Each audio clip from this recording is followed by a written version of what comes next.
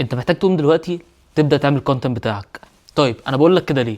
لان تعالى احكي لك بشكل شخصي انا عملت ايه او خلصت ايه السنه اللي فاتت لما بدات ان انا انزل كونتنت. مبدئيا انا شغال دلوقتي مع مؤسسه ليها علاقه بالسبلاي تشين واللوجيستكس، وكمان بكره هنزل هايرنج لان انا كمان محتاج ناس تشتغل معايا، فدي فرصه جات لي عشان انا متشاف في حته الماركتنج.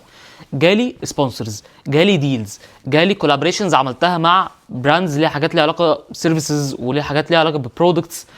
فدي حاجات كتير طلعت لي في النص، وكمان عشان انا مش كونسيستنت كمان ما طلعليش حاجات كتير.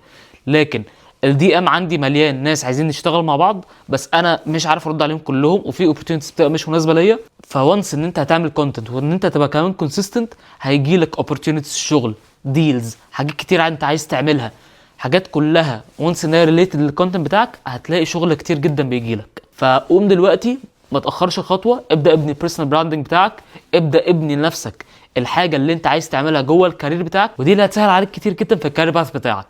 طيب وما تنسوش تعملوا لنا بقى فولو، عشان احنا اول حاجه في اوبورتيونيتيز للشغل هتنزل بكره وانا محتاج منكم ناس تشتغل معايا. تاني حاجه عشان تعرفوا معلومات اكتر عن الماركتنج والحياه المهنيه.